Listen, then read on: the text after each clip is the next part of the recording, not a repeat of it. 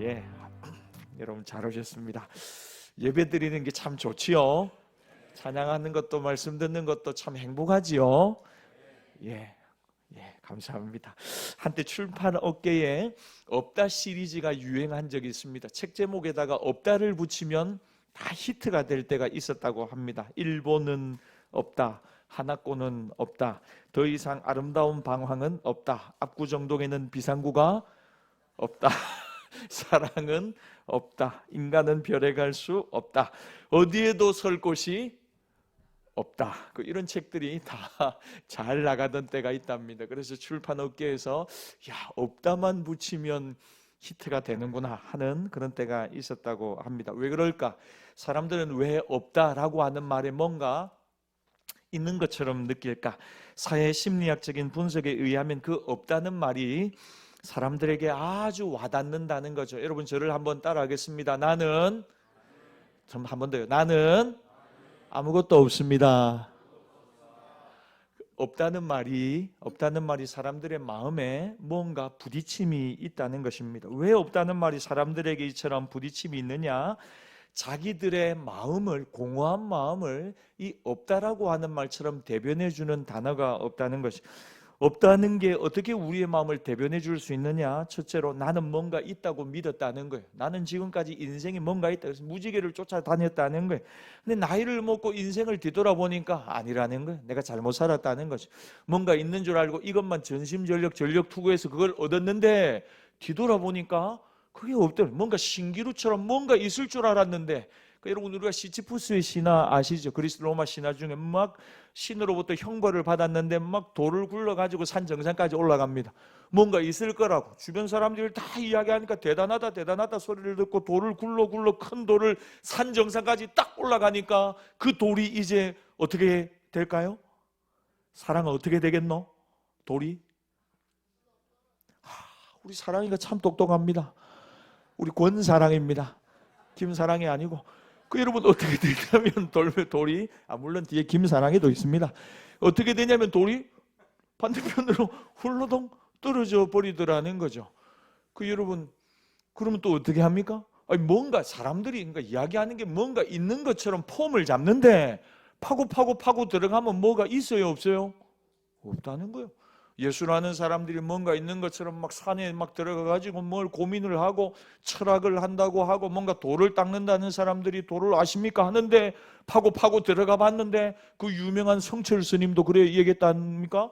내가 다른 사람도 속이고 나도 속이는 인생을 살았다. 나는 지옥 가니까 너희들 절대로 그러면 안 된다고. 근데 그 이야기를 또 이상하게 해석을 하대요. 사람들은 어떻게 이처럼 죽음 앞에서 솔직하고 정직할 수가 있느냐. 우리가 이런 걸 보면 그러니까 웃기죠. 저 달을 보라고 손가락을 하는데 달은 안 보고 손가락을 보면서 이야기를 하는 사람들이 너무 많이 있다는 거죠. 여러분 뭔가 있는 것처럼 폼을 잡는데 파고 들어가 보니까 아무것도 아니더라는 것입니다. 그런데 그때 사람들이 느끼는 충격과 공허함을 어떤 표현이 대변하냐면 이거 없다 하는 거죠. 없다는 말이 그 마음을 대변한다는 겁니다. 또한 없다는 말은 허구의 껍질을 깨뜨리는 진실 앞에 설 수 있는 용기를 우리에게 가져다 주죠. 더 나아가 그럼 진정으로 나는 없으니까 정직하게 나는 뭘 붙들어야 되느냐 하는 것에 대해서 직면하게 만들어 준다는 겁니다. 그러니까 우리가 인생을 제대로 살려면 첫 번째 무슨 고백해야 되냐면 내 안에는 없다는 겁니다. 나는 없다. 이 고백을 정직하게 할 수 있어야 합니다. 어떤 사람이 나는 아무것도 가진 것이 없습니다. 내 인생 뒤돌아보니까 남는 것이 없습니다. 정직하게 고백했어요. 그러면 이제부터는 뭐가 남아있습니까? 그러면 이제는 한번 제대로 찾아보자는 겁니다. 내가 지금까지 열심히 살았는데 한 방향으로 뭔가를 붙들었는데 뒤돌아보니까 뭔가 내 손에 바람을 잡는 것처럼 아무것도 남은 게 없어요. 그럼 이제 뭐에 직면해야 됩니까? 그럼 이제 정말로 내가 있다고 고백하는 뭔가 가치 있는 것을 잡아보자는 것입니다. 그렇게 정직한 현실을 대면할 때 정말로 있는 삶은 무엇인가에 대해서 고민하게 되고 그 삶에 대하여 한 걸음 더 나갈 수 있게 되는 것입니다. 우리는 지난 시간에 하나님이 솔로몬을 통해서 우리의 인생의 참 본질이 무엇인가에 대해 말씀해 주신다는 것을 들었습니다. 그래서 솔로몬이 인생 마지막에 혼신을 다하여 지은 작품, 그것이 전도서라는 것을 알게 되었습니다. 가장 뛰어난 지혜를 가졌습니다. 솔로몬이 왕이라고 하는 대단한 지위 속에서 사람도 동원하고 물질도 동원하고 환경도 동원하고 자기가 할 수 있는 모든 것을 다 총동원해서 경험을 해봅니다. 구하는 것은 하나입니다. 인생에 뭐가 진짜로 있는 삶인가? 의미 있는 삶은 도대체 무엇인가? 그래서 가장 모든 분야에 궁금한 것을 풀기 위해서 고민하고 답을 찾아갑니다. 그리고는 인생에 대한 결론을 딱 단순하게 명쾌하게 내립니다. 그게 뭐냐면 인생은 헛되고 헛되다. 몇 번 반복한다고요? 5번이나 반복을 합니다. 별이 5개가 아니고 헛되다는 말을 5번이나 합니다. 왜 헛된가? 이유는 하나입니다. 해 아래에서 살고 있기 때문에 하나님이 없는 인생, 하나님을 배제한 인생, 하나님이 없는 열심과 부와 명예와 권력이 시간 지나고 나니까 정직하게 대답하는 모든 사람들의 고백이 뭐냐면 헛되다, 허무하다 하는 것입니다. 오늘 우리가 읽은 본문에 보면 연이어서 솔로몬이 내가 왜 인생을 헛되다고 결론 내렸느냐, 이거 그냥 도출된 결론이 아니라는 겁니다. 수많은, 우리로 말하면 연구와 실험과 모든 시행착오를 통틀어서 내린 결론이 쉽게 내린 결론 아니라는 것입니다. 왜냐? 솔로몬은 정말 우리가 앞으로 2장 3장 계속 살펴보겠지만 제가 이런 표현이 맞는지 모르지만 광인이에요. 광인. 한 분야의 끝을 보기 위해서, 나중에 나오겠지만 웃음의 즐거움의 끝은 뭐냐를 보기 위해서 온 세상에서 웃기는 사람을 다 궁궐로 불러들여가지고 아침부터 저녁 늦은 시간까지 웃어봤다는 거예요. 정신 이상한 사람이죠. 나를 한번 웃겨봐라고. 그래서 계속해서 웃고 해봤다니, 그 끝을 보고 싶어서. 웃음의 끝에 뭐가 있느냐, 울음의 끝에 뭐가 있느냐, 미치도록 공부해봤다는 겁니다. 지혜가 얼마나 충만한 사람입니까? 지혜의 지식의 끝에 뭐가 있느냐. 그러니까 오늘 솔로몬이 인생의 파편들의 극까지 간 뒤에, 그걸 경험한 뒤에 총합을 해서 내린 결론이 오늘 지난주 우리가 살펴봤듯이 헛되다는 것인데, 그럼 내가 헛되다고 이야기하는 배경은 뭐고 근거는 뭐냐 하는 거죠. 그게 뭐냐면 솔로몬이 자기 인생의 젊은 날에 3가지 질문을 했다는 것입니다. 그 질문을 통하여서 이 결론을 내릴 수 있었다는 거죠. 오늘 그 솔로몬의 위대한 질문 3가지를 한번 살펴봅시다. 4절 말씀 같이 읽겠습니다. 시작. 한 세대는 가고 한 세대는 오되 땅은 영원히 있도다. 솔로몬의 인생에 대한 질문 첫 번째는 4절에 나옵니다. 내가 무엇을 바꿀 수 있겠느냐 하는 것입니다. 첫 번째 질문. 여러분, 솔로몬은 왕이잖아요. 힘도 있고 능력도 있고 지혜도 있어요. 그러니까 그 자리에 오르고 나니까 가장 먼저 보인 게 뭐냐면 내가 뭘 개혁해야 될까 하는 겁니다. 여러분, 제가 주변에, 저는 목사니까 주변 목사님들이 담임 목사로 취임한 뒤에 가장 먼저 하는 일이 뭔지 압니까? 예? 뭐라고요? 교회 리모델링을 가장 먼저 합니다. 제가 주변을 한번 다 살펴봤어요. 왜냐하면 뭔가 분위기를 쇄신하고 새롭게 해야 된다는 거죠.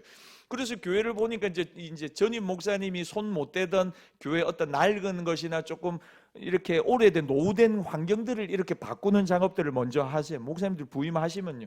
그러면서 뭔가 교회가 새로운 분위기로 시작을 하려고 한다고요. 그런데 여러분, 솔로몬도 마찬가지 아니겠어요? 큰 나라의 왕이 되었습니다. 절대 힘과 권력을 가졌어요. 가장 먼저 뭘 해보고 싶겠습니까? 뭔가 뜯어 고칠 게 없느냐 하는 거죠. 우리나라에 뭔가 악습이라든지 구태의연한 그런 모습이 있어서 나라의 발전을 제외하는 게 있으면 그건 내가 한번 개혁해 봐야 되겠다 싶은 거죠. 젊은 왕이거든요. 힘도 있고 지혜도 있어요. 그래서 새로운 시대를 만들어 가고 싶은 거예요. 그런데 여러분, 중요한 건 뭐냐면 세월이 흘러서 살펴보니까 세상을 바꾸기는커녕 자기 자신도 변화되지 않더라는 겁니다. 변화 안 되고 뭐가 됐냐면 솔로몬은 변질되어 버리는 거죠. 여러분, 우리가 변화되어야지 변질되면 안 되잖아요. 근데 솔로몬이 가만히 보니까 환경도 못 바꿨고 주변 사람들도 세상도 변화시키지 못했고 자기는 늙었고 자기의 열정과 하나님 사랑하는 마음과 처음 신앙은 다 잃어버렸고, 그래서 솔로몬이 나이 들어 하는 말이 뭐냐면 한탄하는 것입니다. 여러분들 마음속에도 가정을 바꾸고 싶은 마음, 직장 가운데 뭔가 변화를 추구하고 교회 공동체도 변화되기를 원하고 자녀도 변화되기를, 여러분 그런 마음을 가지고 있을 것입니다. 그러나 여러분 착각하지 마십시오. 내가 바뀌는 만큼 세상은 변화되는 것입니다. 개혁 대상 1호는 누구라고요? 나라고요. 내가 바뀌면 다 바뀌게 되어 있다는 것입니다. 내가 개혁 대상 1호다. 그걸 기억해야 합니다. 우리 가정이 변화되려면 제가 변화되면 되는 겁니다. 우리 교회가 변화되려면 제가 변화되면 되는 겁니다. 우리 공동체가 변화되려면 나 한 사람이 먼저 변화되면 그 영향력이 흘러간다는 거죠. 근데 여러분 중요한 건 나 자신도 못 바꾸면서 세상을 바꿀 것인 양 생각한 사람이 누구냐면 솔로몬이라는 것입니다. 그래서 솔로몬이 내가 뭘 바꿀 수 있을 것인가? 라고 질문했고 열심히 한평생을 살았는데 결론은 뭐냐면 안 되더라는 겁니다. 자기의 한계를 받아들이는 겁니다. 두 번째 솔로몬의 질문이 9절과 10절에 나옵니다. 같이 읽습니다. 시작.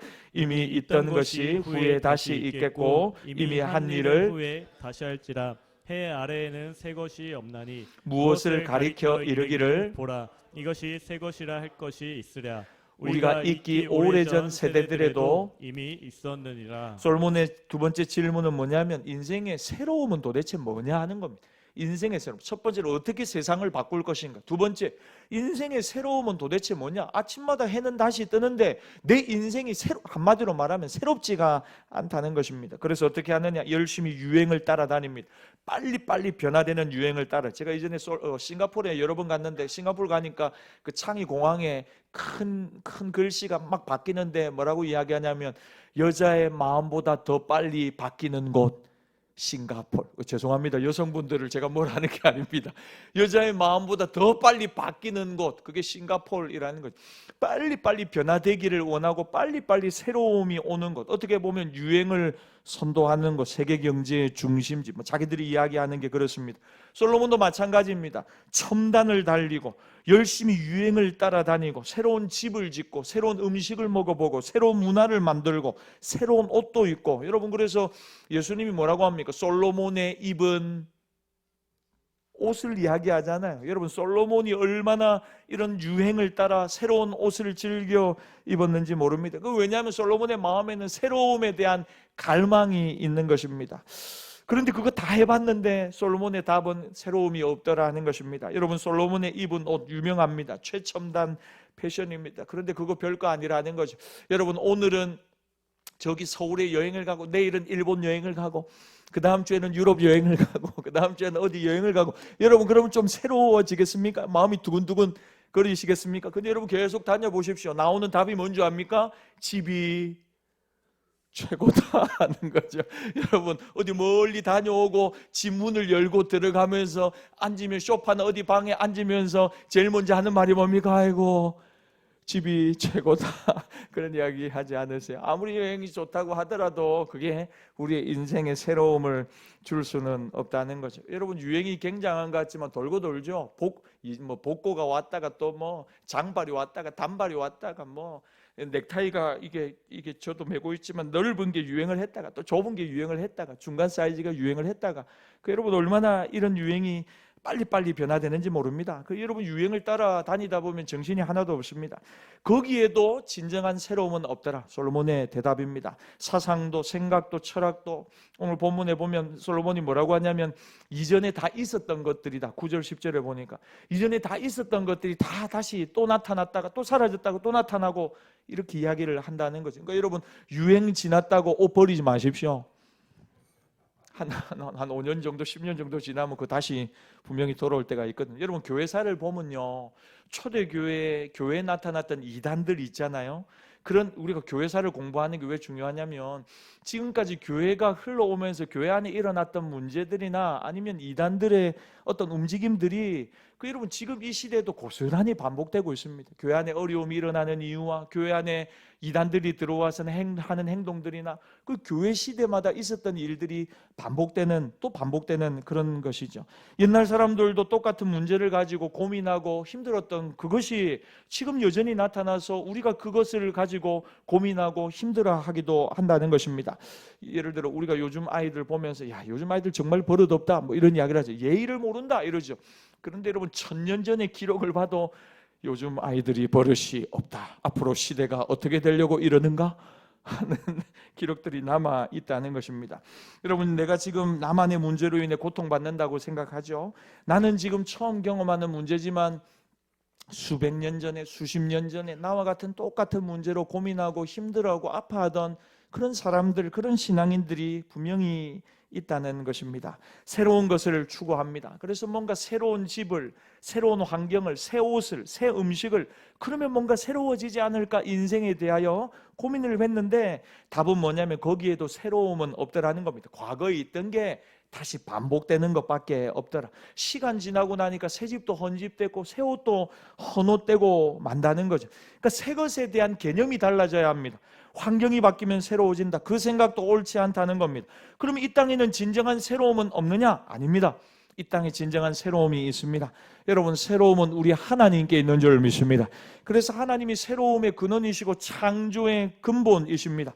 계시록 21장에 보니까 보라, 내가 만물을 새롭게 하노라. 누구든지 그리스도 예수 안에 있는 자는 새로운 피조물이라. 이전 것은 지나갔으니 보라, 새 것이 되었도다.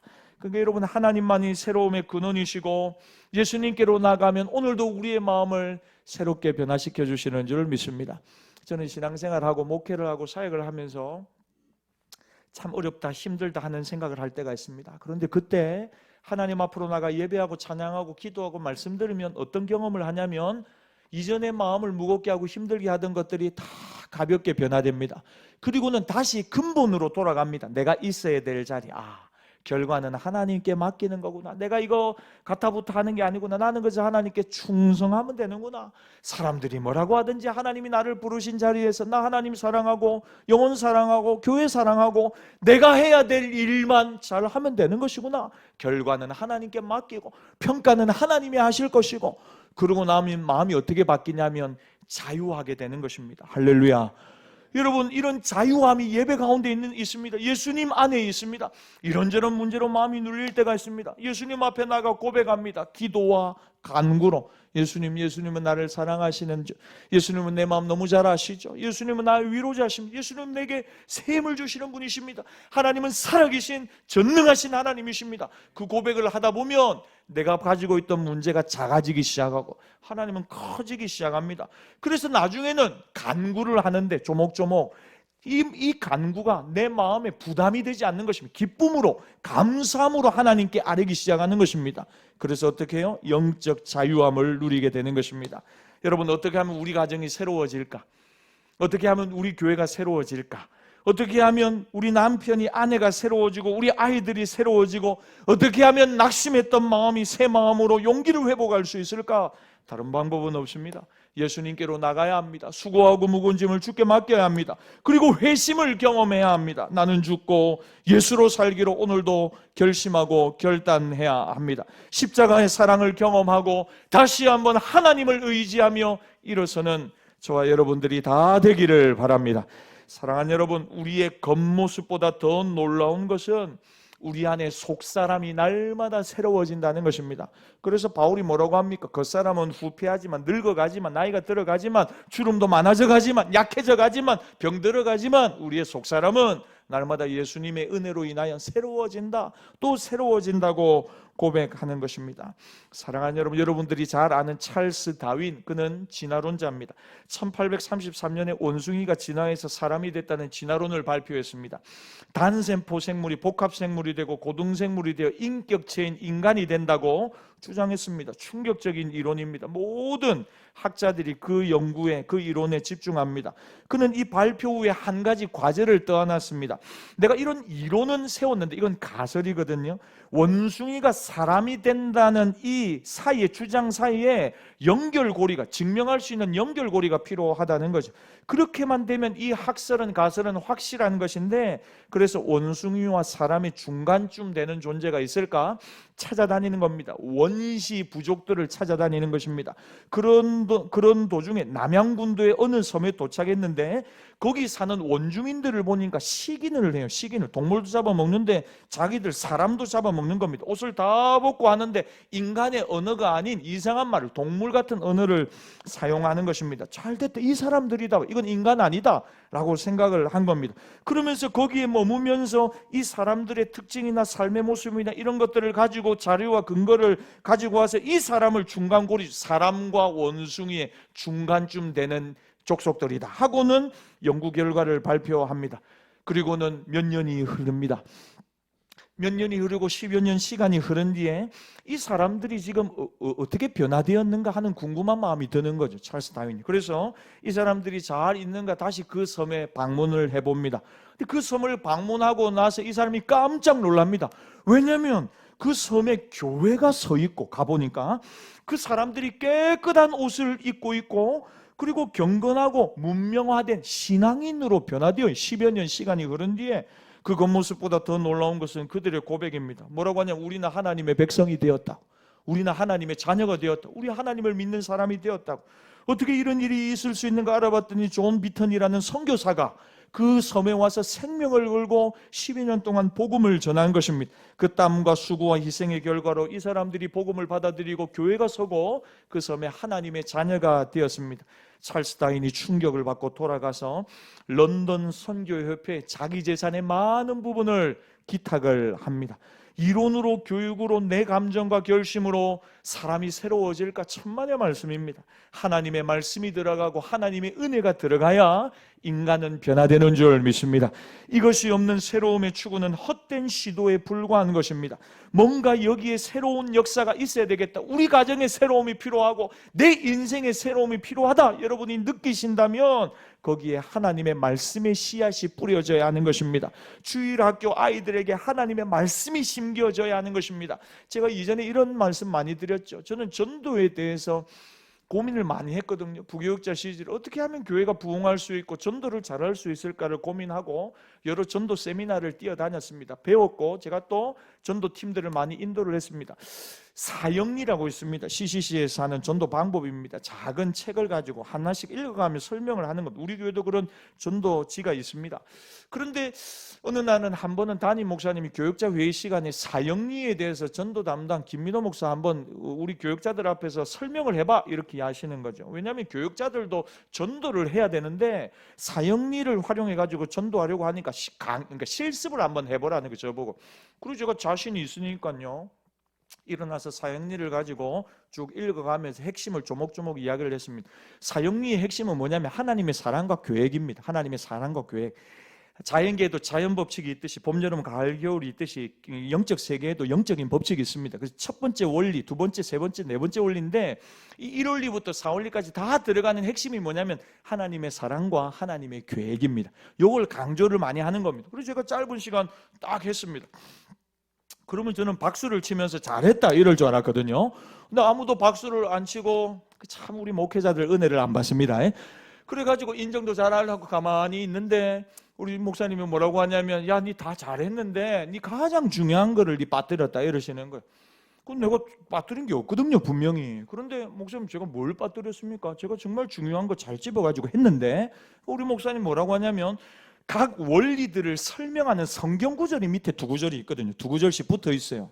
근데 니 그 구절을 왜 암송을 안 하노? 이러시는 거죠. 왜 그 구절을 꼭 읽어야 돼. 저는 이제 네 가지 원리만을 이야기했는데 목사님 말씀은 뭐냐면 네 가지 원리도 중요하지만 더 중요한 것은 그 밑에 붙어 있는 설명하는 하나님 말씀이라는 하나님의 말씀을 불신자의 귀에 읽어줄 때 하나님의 말씀이 들어가서 그들의 마음을 변화시키고 수술시키고 예수 믿어야 되겠다는 확신을 준다는 거죠.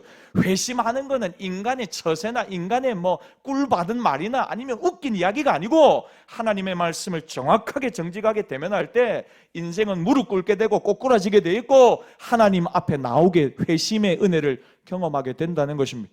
제가 그 이야기를 듣는데 정신이 번쩍이 탁 들었습니다. 아멘, 아멘. 하나님의 말씀이 들어가야 사람이 변화되는 것입니다. 백날 웃어보십시오. 설교 시간에 여러분 백날 웃겨가지고 막 배를 잡고 아이고 오늘 너무 좋았어, 너무 재밌었어, 아유 목사님 설교가 귀에 쏙쏙 들어와. 하나님의 말씀은 생각이 안 나고 희한하죠. 웃긴 이야기한 것만 생각이 나요. 그렇죠 여러분. 그러니까 여러분 말씀이 기억이 나야 돼. 한 말씀이라도 정확하게. 그래서 목사님이 그때 그런 이야기를 하시더라고요. 설교하는데 최소한 말씀을 인용하는 게 최소한 한 대여섯, 최소한 19절 이상의 하나님의 말씀을 인용하면서 말씀을 자꾸 읽어라. 본문 중심의 설교를 해야 되는 이유가 여기 있다고 하면서 이야기하시는데 참 도전이 되었던 기억이 있습니다. 사랑하는 여러분, 아무리 여러분들이 새로움을 시도한다고 해도 우리 아이들이 정말 교육부서가 저는 새로워지기를 바랍니다. 그래서 제가 주일학교 우리 교육자님들에게 늘 이야기하는 가장 좋은 게 뭐냐, 아이들에게 말씀 암송시키는 거예요. 말씀 암송. 지금 유치부, 유초등부, 중고등부, 뭐 청년부 이럴까지 다 똑같아요. 말씀을 자꾸 암송해야 돼. 암송. 지금 머리가 빠릿빠릿 돌아갈 때거든요. 말씀을 많이 암송시켜 놓으면 늙어서도 그걸 잊어버리지 않습니다. 저는 국민학교 5학년, 6학년 때 암송대회 했던 거 있잖아요. 그런 거 아직도 암송. 그 암송대회를 통해 가지고 암송했던 거를 나이가 40이 되고 50이 되고 60이 돼도 안 잊어버리는 겁니다. 그러니까 자꾸만 하나님의 말씀이 그애들의 마음속에 듣든지 안 듣든지 암송하게 하고 읽게 하고 소리 내요. 그럴 때 인생이 변화되고 하나님이 그 말씀의 씨를 통해서 놀라운 열매를 맺어가시는 줄 믿습니다. 솔로몬의 세 번째 질문이 11절입니다. 우리 같이 한번 읽읍시다. 시작. 이전 세대들이 기억됨이 없으니 장래 세대도 그 세대들과 함께 기억됨이 없으리라. 솔로몬의 세 번째 질문은 이것입니다. 영원히 남는 것은 도대체 뭐냐? 세상에 영원한 것이 있는가? 왜? 인생이 너무 짧거든요. 솔로몬의 질문입니다. 이 짧은 세월을 사는데 영원한 것이 뭐냐? 그래서 솔로몬이 뭘 생각하냐면 역대 위대한 왕들처럼 우리 진시황이나 이런 왕들이 이제 자기 이름을 자꾸 남기려고 해요. 위대한 왕들은. 그래서 기념비를 자꾸만 세우는 거죠. 자기 이름을 세워가지고. 그래서 솔로몬도 역사에 오래 자기 이름을 남기려고 합니다. 온 세상 사람들이 기억하는 그런 큰 업적을 남기고 싶은 것입니다. 그래서 몸부림치는 거죠. 기억에 남고 싶어. 그러나 세월이 흐르고 늙어보니까 아무도 다른 사람을 그렇게 깊이 신경 쓰는 사람이 없다는 것을 깨닫게 됩니다. 여러분, 저는 이제 늘 저희 집사람한테 뭐라고 하냐면 넥타이 멜 게 없어, 넥타이 이래요. 저는. 그럼 저희 집사람 뭐라고 하면 입을 옷이 없어요, 입을 옷이. 그럼 저는 뭐라고 하냐면 옷장을 열면 옷이 가득하거든요. 죄송합니다. 다시 정확하게 하겠습니다. 옷이 있습니다. 가득하지는 않고. 근데 제가 넥타이를 보면 제 넥타이는 그래도 한 20, 30개 되거든요. 많지요? 넥타이 많습니다, 저. 그런데 중요한 거는 멜 게 없어요. 우리 여성 동지들이요. 집에 입을 옷 있지요? 입을 옷 없는 사람은 누가 있습니까? 그런데 요즘 뭐 진짜 입을 옷, 봄도 다가오는데 입을 옷이 없어요. 이런 말 합니까? 안 합니까? 하지요. 신발도 여러 켤레가 있는데 신을 구두가 없어요. 신을. 아니 구두가 분명히 내 눈앞에 있는데 구두가 왜 없노? 구두가 이거 구두 아니가 싶은데 그런 말을 하면 안 되는 거죠. 뭔가 없다고 할 때는 그걸 이제 새롭게 채워줘야 되는 때가 왔구나 이렇게 생각하는 게 좋은 거죠. 그게 여러분 우리의 마음속에도 마찬가지입니다. 여러분 사람들이 뭔가를 기억하고 싶은 뭔가를 남기고 싶은데 시간 지나고 나니까 남는 게 없어요. 다른 사람들이 뭔가 기억해 주기를 원하지만 여러분 이건 정확한데 여러분들이 생각하는 것만큼 다른 사람들이 여러분 신경 안 씁니다. 다시 이야기해 볼까요? 제가 지난 주일 낮 예배 때 무슨 넥타이를 맸는가 기억하는 사람 아무도 없습니다. 설교 제목도 기억 안 나는데 무슨 뭐 넥타이 색깔을 기억을 하겠습니까? 그런데 늘 하는 말이 뭐냐면 신경 안 쓴다, 걱정하지 마라, 걱정하지 마라 이거죠. 걱정하지 마. 제가 이제 요즘 들어서도 이번 주에도 이제 뭐 이렇게 주례를 좀 서달라는 우리 이전에 지도했던 뭐 청년들 결혼 시즌에 대해서 연락이 옵니다. 그럼 알겠다고 주례 서겠다고. 그럼 저 이제 근데 이번 주에도 연락 온 친구가 그러더라고요. 목사님 그런데 이번에 예약한 결혼 샵은 웨딩 업체는 30분입니다. 30분 안에 결혼식 다 끝내야 된대요. 보통은 45분을 주는데 30분. 30분에 다 끝내야 되니까 다 끝내야 된다는 거야. 그래서 제가 그러면 설교를 5분도 못해야 되겠네 싶더라고요. 그래서 목사님 조금 생각을 해서 미리 준비를 해주시면 좋겠다.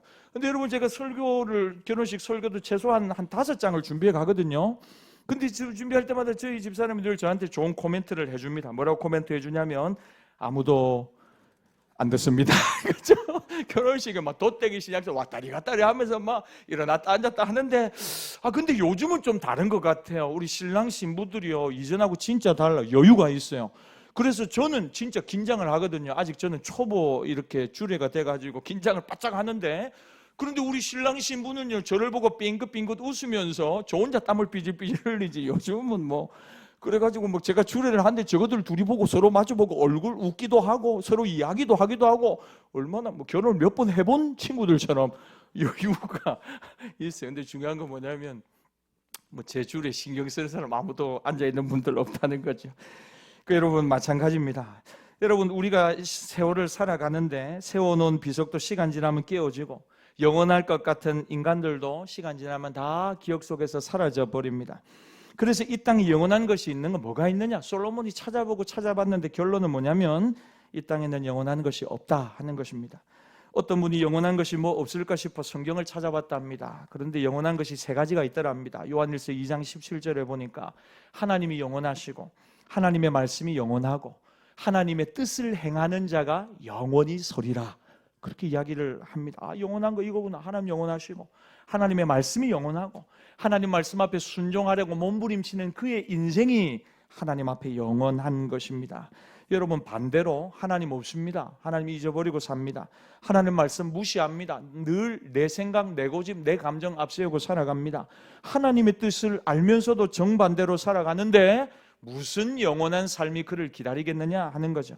그렇게 해서 찾아보니 결론은 솔로몬의 결론, 아무것도 없더라는 것입니다.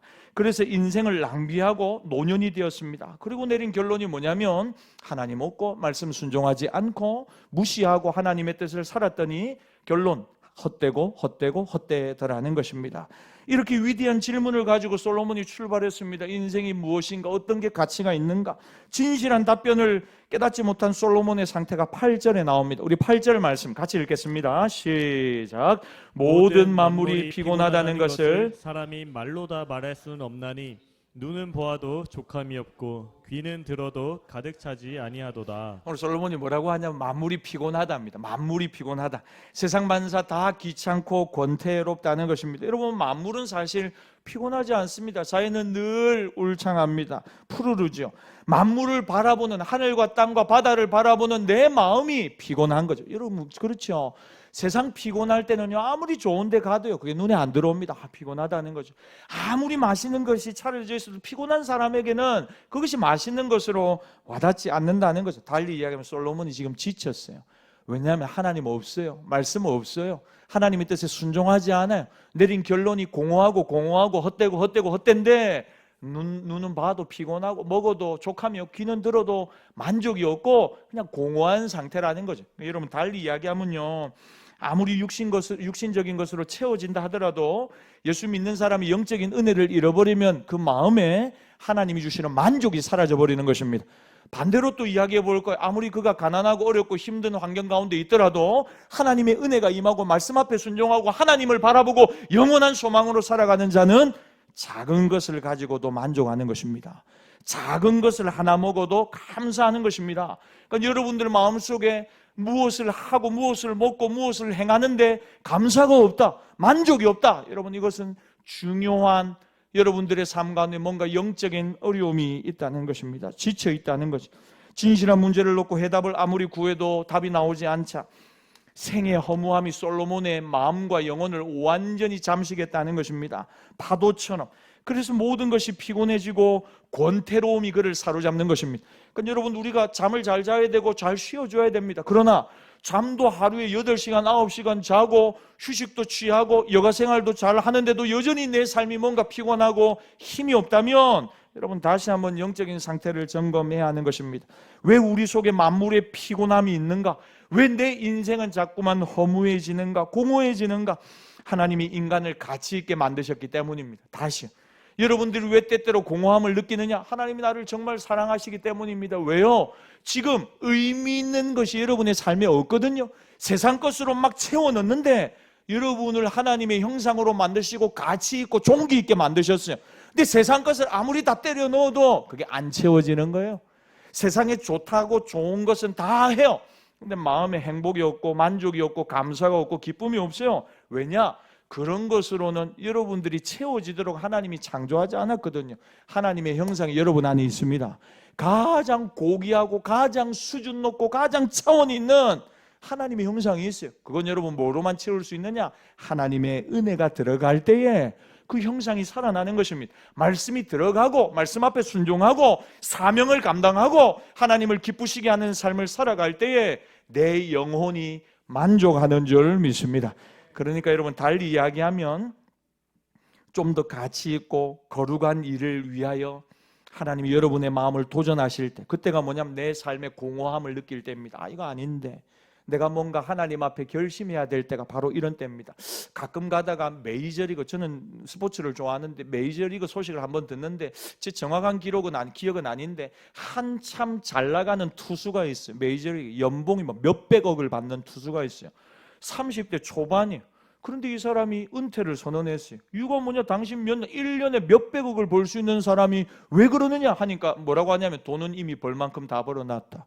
내 가족들, 우리 아이들이 자라는 것을 볼 수 없는 것, 그 인생의 행복이 아니라고 생각했다. 그래서 이거 다 내려놨다. 전혀 어려운 문제가 아니다.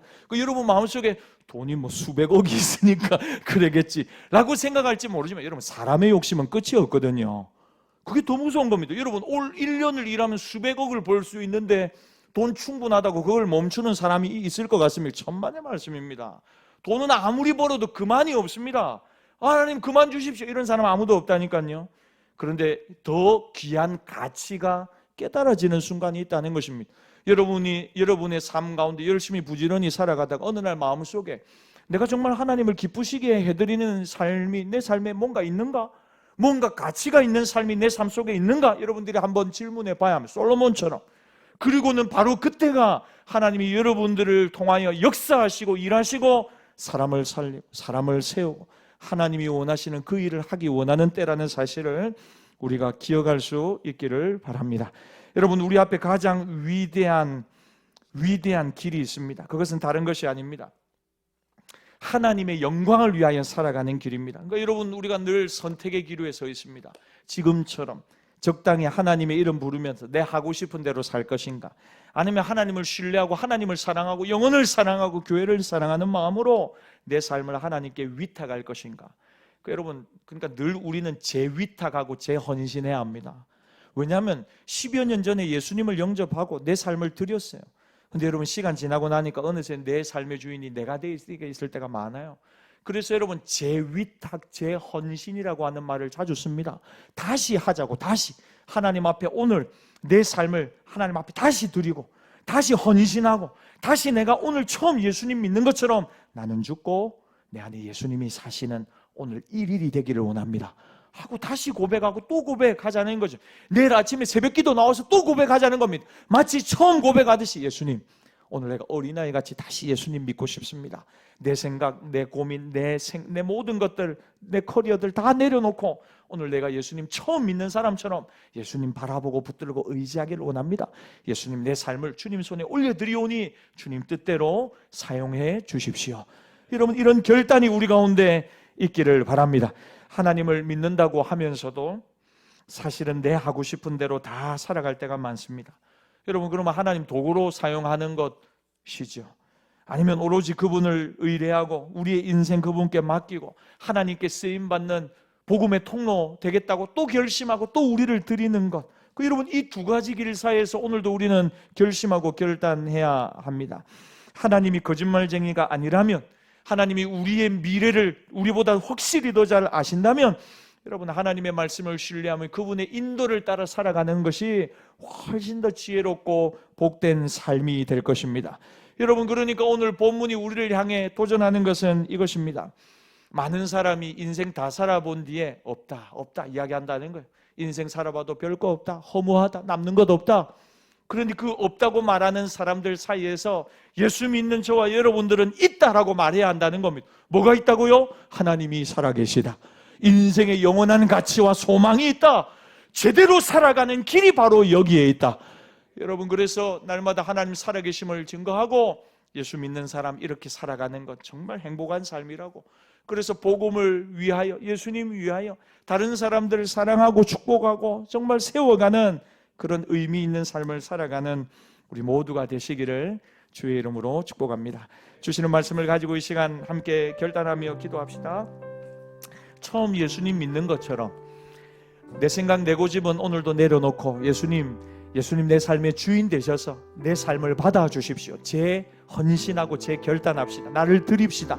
나는 죽고 예수님으로 살아가는 올 한 해 되게 하옵소서. 예수님이 내 인생을 잘 아십니다. 내 걸음 잘 아시고 내 미래도 잘 아십니다. 그래서 예수님께 맡겨도 됩니다. 예수님께. 우리가 걸어가면 시행착오 많지만 예수님께 맡기면 괜찮습니다. 예수님은 합력하여 선을 이루어 주실 것입니다. 주님, 헛되다고 말하는, 그래서 아무것도 없다고 말하는 세상 속에서 아니라고, 하나님 살아계시고 인생의 가치와 의미 있는 삶이 바로 이것이라고 말하고, 해 위에서의 삶, 하나님 영광 위하여 공부하고 하나님 영광 위하여 살아가는 우리 모두가 되도록 하나님 우리를 그렇게 사용하여 주시옵소서. 인생의 의미이신 예수님 붙들고 살아가게 해달라고 우리 주여 한번 부르짖고 우리 결단하며 함께 기도하며 나갑시다. 주여, 하나님 아버지 감사합니다. 찬양합니다.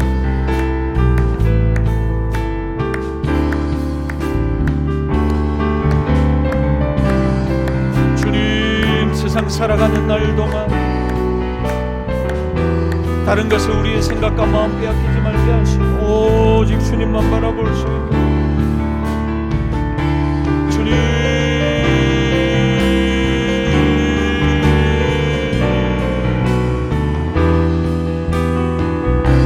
하나님 아버지,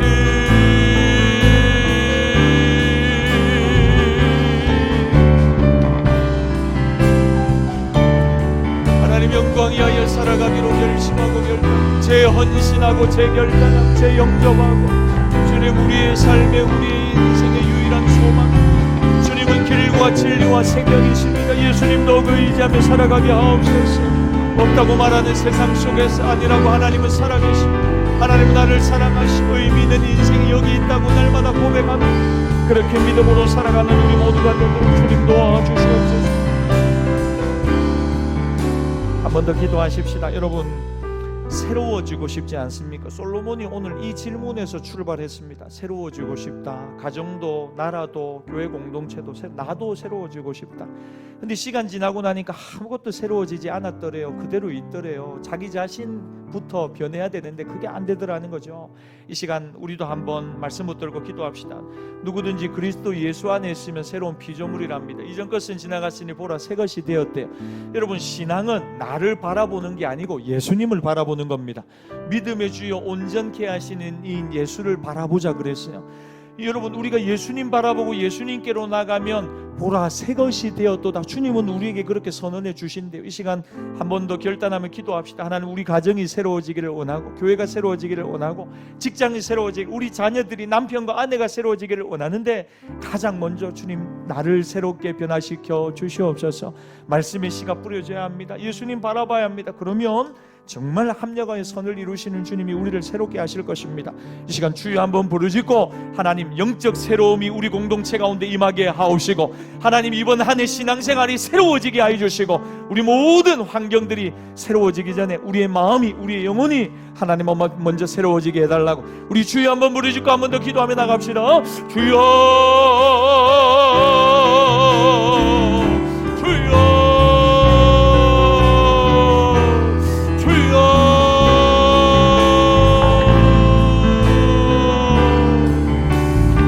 우리 아버지 새로워지고 또 새로워지기를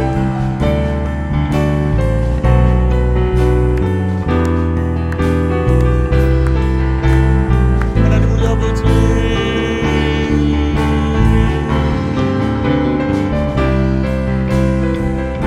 우리 가정이 새로워지고 우리 아이들이 새로워지고 하나님 우리 교회가 새로워지고 하나님 우리 공동체가 새로워지기를 원하오니 주님 은혜를 더하여 주시옵소서.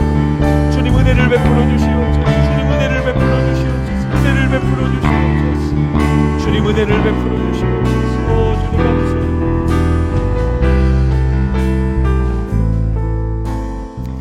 마지막으로 한번 기도하겠습니다. 하나님 아버지, 예배하며 살아가게 하옵소서. 하나님을 기뻐하며 살아가게 하옵소서. 여러분, 그게 인생의 행복 아니겠습니까?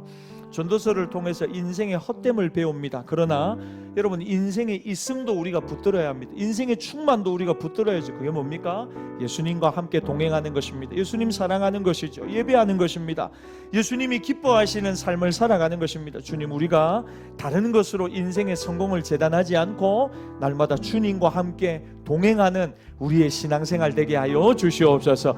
여러분, 인생의 충만함과 행복과 성공이 주님으로부터 나옵니다. 그래서 오늘도 예수님 붙들고 예수님 바라보며 살기로 결단하는 우리 되게 해달라고 우리 주여 한번 부르짖고 마지막으로 함께 기도하며 나갑시다. 주여, 하나님 아버지 감사합니다. 길이요 진리요 생명이신 예수님, 우리가 예수님 더 사랑하게 해주시고 예수님 더 붙들고 의지하게 해주시고, 오 하나님 아버지, 하나님 아버지,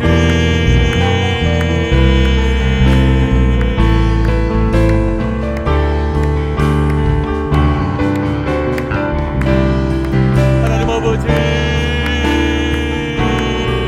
감사합니다. 감사합니다. 하나님 아버지,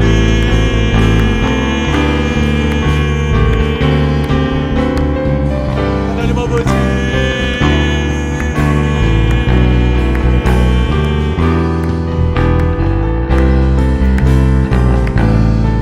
우리 한번 고백합시다. 내가 구하는 것은, 내가 구하는 것은 단 하나, 주님 계신 나라, 들어갈 수 있는 정결함이며